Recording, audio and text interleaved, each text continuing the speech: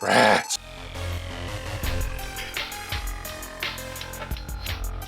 Well, I just got something cool in the mail today. I ordered this, probably 2 or 3 weeks ago.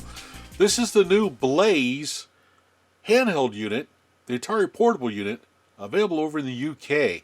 Now, I did a video early on my channel on the previous release of this, which had 50 games on it. This one has 60, but it also has the addition of a SD card now.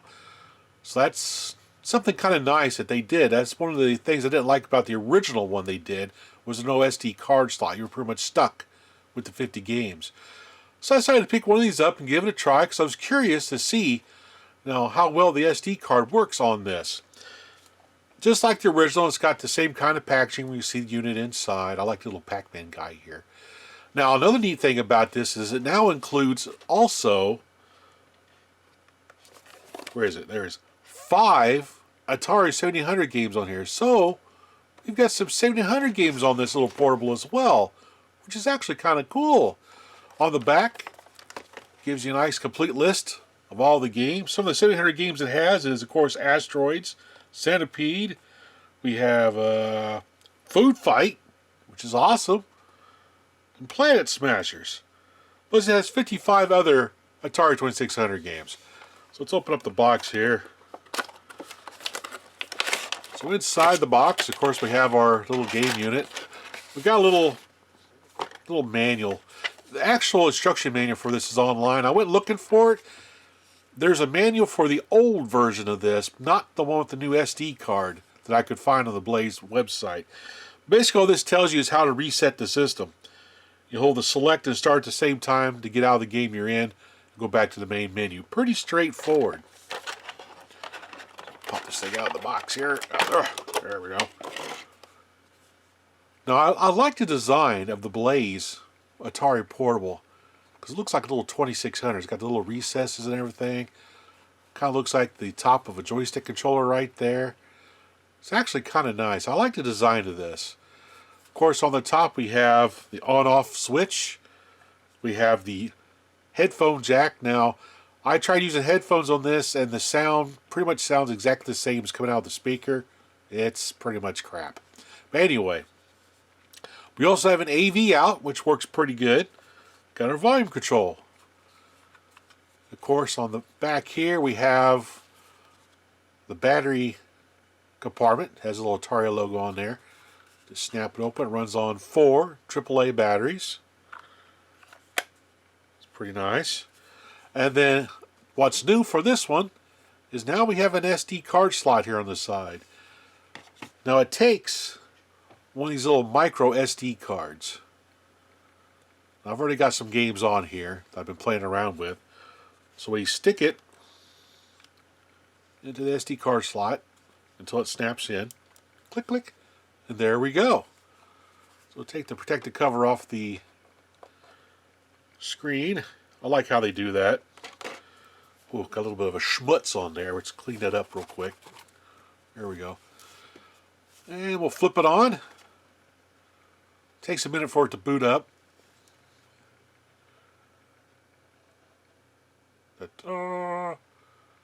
There we go. And there's our main game screen, selection screen. So we got some box art here. Right there is a 1700 game, Desert Falcon. Pretty cool. I like how it shows the box artwork along with the game selection. It's kind of nice. And then over here is our SD card mode. So if I go in this, it has a nice listing of the games I put on this SD card. So let's go a bit closer to the screen so we can take a look at some of the stuff that I've been messing around with on here.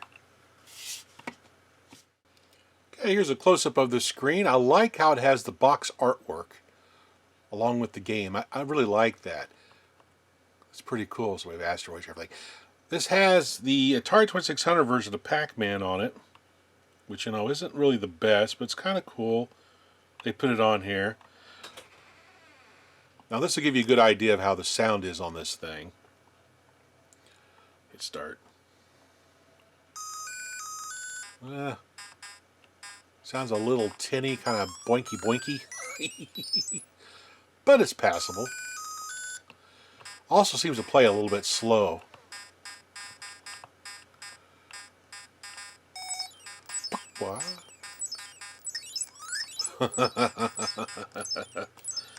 Awesome. Let's take a look at one of the 1700 games on here. We'll look at Food Fight. I love Food Fight. There it is. This is cool. I think it's really neat that they emulated 1700 games on here as well. We'll do level 1. That's good. Dun, dun. Oh, that sound. It's just too bad about the sound. Thunk. I love Food Fight. It's a really fun game on the 1700. Pretty awesome. Now, of course, we have paddle games on here. And I can't get these companies that want to put paddle games on these systems when there's no paddle control. Trying to play paddle games with a D-pad is near impossible. It's like, either don't put them on here or actually put a paddle. I wish one of these companies would actually do a paddle for these things. But it's got a nice selection of games on here. It does have a fairly small screen. It's smaller than the Atari Flashback Portable. But it does the job. Now let's look at the SD card. That's the main thing I want to show with this. Now what's cool about the SD card function on here is it recognizes a bunch of different file types. It looks like you don't have to rename anything. I've just been downloading ROMs and throwing them right on the SD card, and it recognizes them. So for example, you know, I have some bin files on here. Also have some A78 files, which is Atari 1700 games. I've even got a Supercharger game on here, the official Frogger from the 2600. Now check this out.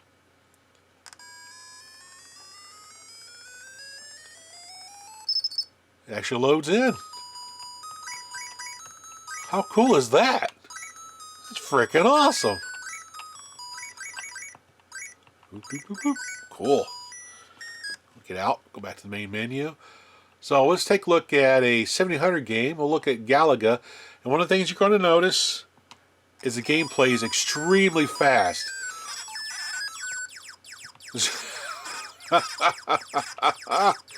Which I don't mind, actually. I kind of like having like a overclocked version of Galaga for the 1700. It's kind of cool.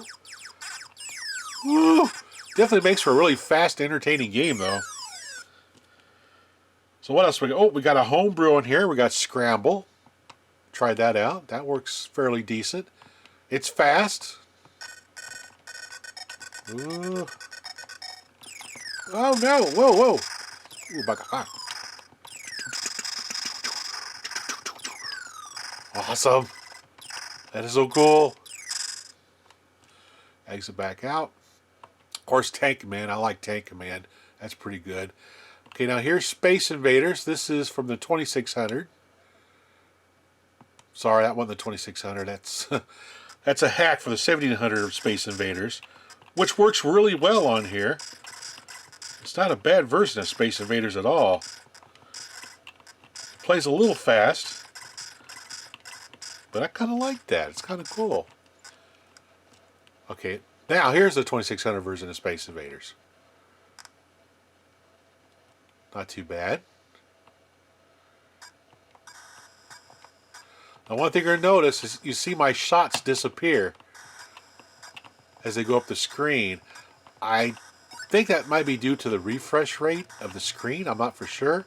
I did try finding a PAL ROM for Space Invaders, and it did the exact same thing, except it made the screen a whole lot bigger where you couldn't see your base at the very bottom. So that's kind of a bummer because I like Space Invaders on the 2600. So it makes looks a little harder to play with your shots disappearing like that. But no, oh well. Such as it is, still pretty cool. So what else I got on? What else I got on here? Oh, I got one of my favorite pinball games. There it is. Dave's Midnight Magic. This is the Free Play Florida version of the game, which is really cool. Let's see now. And boop. Boop. Up, up, up. I like this version of the pinball game. because it has like a Pac-Man theme, which is pretty awesome. And let's see, one more thing here. Of course, here's another homebrew for the 2600, Ladybug by Champ Games. It seems to work okay, but you notice some odd things with the screen as you're playing, like that right there. That's kind of freaky, how it keeps scrolling that color up the maze.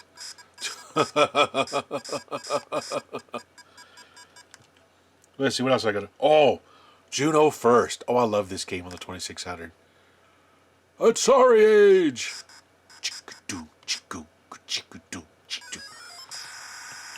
This actually plays really nice. Whoa, whoa. Awesome. Pretty cool. Let's see what else I got on here that might be. We've got a ROM hack, Better Galaxian. I really like this version of Galaxian on the 2600.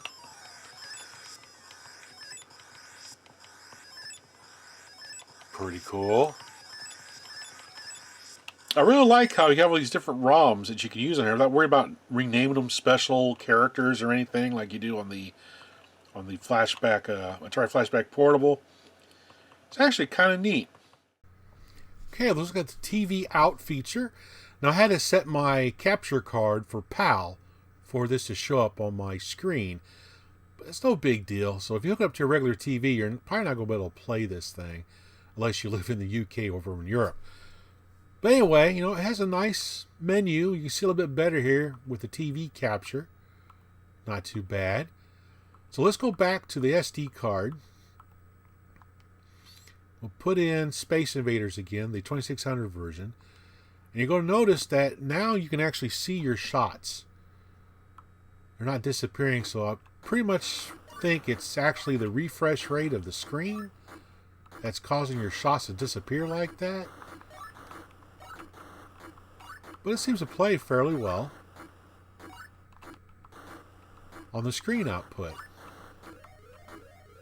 Pretty awesome.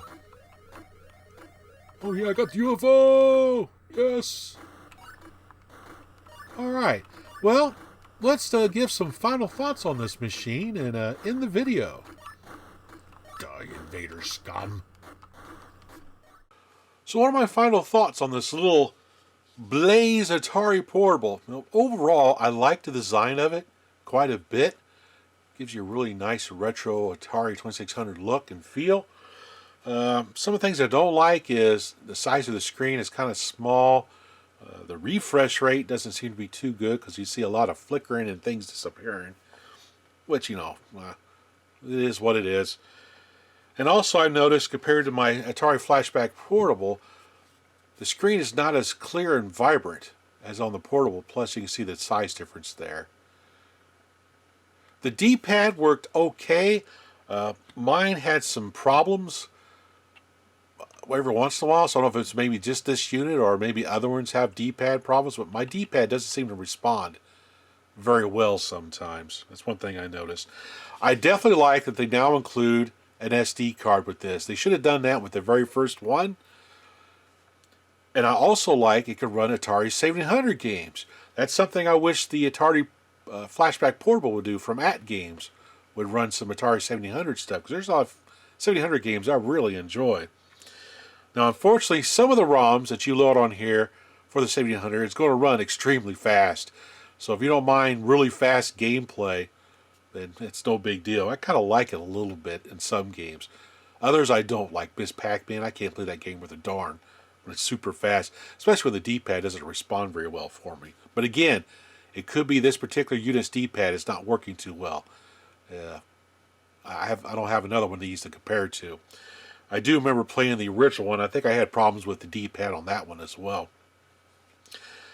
But anyway, that's the Atari 60-in-1 Atari Portable from Blaze in the UK. Oh, one last point. I wish you guys, At Games, Blaze, whoever makes these little Atari Portable machines, man, put a frickin' paddle on one of these. I would love to have a portable kaboom to play, not using the D-pad. Anyway, Thanks for watching. Thanks for watching.